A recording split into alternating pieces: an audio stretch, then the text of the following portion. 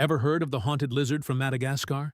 It's called the Satanic leaf-tailed gecko, and it's a master of disguise, blending perfectly with dead leaves. But here are some rare facts most people don't know. First, its tail doesn't just look like a leaf. It can change color and texture to match its surroundings. That's not just camouflage. That's next-level stealth. Second, its eyes have vertical pupils like a cat's, but it can see clearly even in total darkness. And the wildest part? When threatened, it opens its mouth wide, flashing a bright red interior to startle predators. Creepy, but awesome.